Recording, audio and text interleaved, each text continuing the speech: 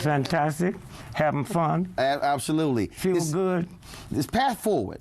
This path forward. Yes. Folks are apoplectic, upset, mad, angry. Anytime you vote for the lesser of the two evils, you evil yourself. That's how Hitler came to power. Okay? We don't see that.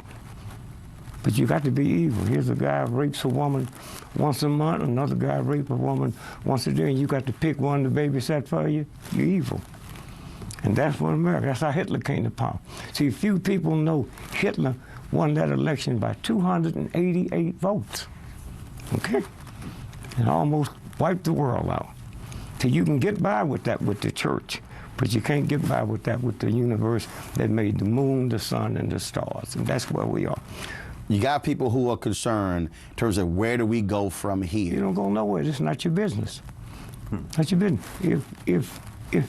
If Trump, if you ever saw Trump's television shows, brilliant. So how you get so stupid all at once? If I went to apply for a job collecting garbage, they would ask me to bring in my last year's tax return. You run for president, you don't have to bring his in, and y'all tolerate it and don't know where it's going? That's what it's about. That's what it's about. What do you say to that activist, to that young person, to that elder who's saying, okay, what do I do for the next 4 years? You can do nothing. You're not going to make 4 years. This country won't make 4 years. It's over. Now, when you say it's over, what does that mean? It means decline. The Romans, the Greeks, the Egyptians, all of them fell. Okay? All of them fell. You see it. So what should we do? Because Jim over here talks about the resistance. Please. They had the resistance with even going against Hitler. Please. The Jews didn't know what Hitler was doing. Okay? Our problem is we think we're part of this government, and you're not. Yes, sir. We want to take the Democrats and Republicans, but when Condoleezza Rice came in, she had more PhDs than the whole administration had, and they called her Condi. They never called Madam Maddie. See, there's a soda pop darker than her called Dr. Pepper. If you go get one, you better call it by its title, or they give you a chili pepper. That's what it's about. You look at the people who he's already putting on his transition. Not the black man's laws. Well, the laws here in America were made by white people for the benefit of white people. The Constitution was written by whites for the benefit of whites. It was never written for the benefit of blacks. And when you read the Constitution, I think in Article 1, Section 2, or Section 1, Article 1, some one of the two, and it's in the Constitution, it says that it classifies black people as 3/5 of a man. 3/5 of a man, subhuman, less than a human being.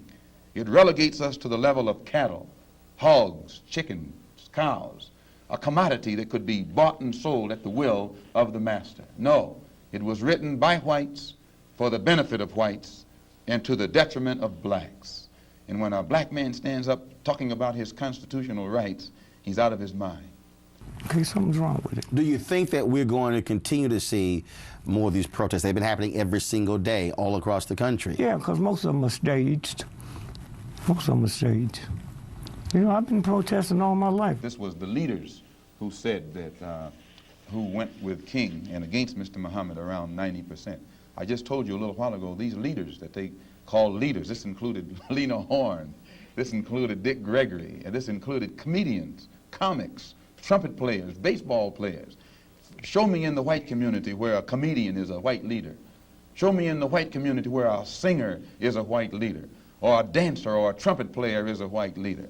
These aren't leaders. These are puppets and clowns that have been set up over the white community and over the black community by the white community and have been made celebrities and usually say exactly what they know that the white man wants to hear. And it is an honor, actually, that they endorsed Dr. Martin Luther King, the American white man. They talk out of both sides of their mouth.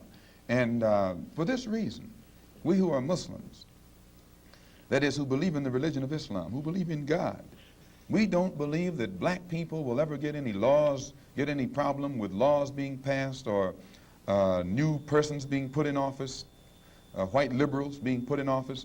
There is nothing that the white man will ever do to bring about true, sincere citizenship or civil rights recognition for black people in this country. Nothing will they ever do. They will always talk it, but they won't practice it. And with the Supreme Court, if the NAACP can tell me that they want a desegregation decision for me 10 years ago, but yet the schools haven't been desegregated, as I say, this is a victory with no victory. It's a victory that you can talk about, but it's a victory you can't show me. So if you represent the NAACP and you are telling me about this great victory you won for me, when I look at you, I have to conclude that either you have been duped yourself or else you are trying to dupe me. And in most instances where the civil rights struggle is involved, there is no civil rights leader can point to me one concrete gain, practical gain, that black people have made in the civil rights field in this country, not only during the past 10 years, but during the past 100 years. Negroes are supposed to have equal opportunity and equal rights in this country are not meaningful or believed by whites. And secondly, what is your opinion and attitude toward the civil rights movement in general, and particularly the Reverend Martin Luther King and his philosophy of nonviolent direct action? If the white people really passed meaningful laws, it would not be necessary to pass any more laws. There are already enough laws on the law books to protect an American citizen. You only need additional laws when you're dealing with someone who is not regarded as an American citizen. But whites are so hypocritical. They don't want to admit that this black man is not a citizen. So they classify him as a second-class citizen to get around making him a real citizen. If he was a real citizen, you'd need no more laws. You'd need no civil rights legislation. Civil rights, when you have civil rights, you have citizenship. It's automatic. White people don't need laws to protect their citizenship because they're citizens. But they don't want to tell us we're not citizens. And at the same time, they don't want to pass laws that are meaningful enough to protect us as if we were citizens.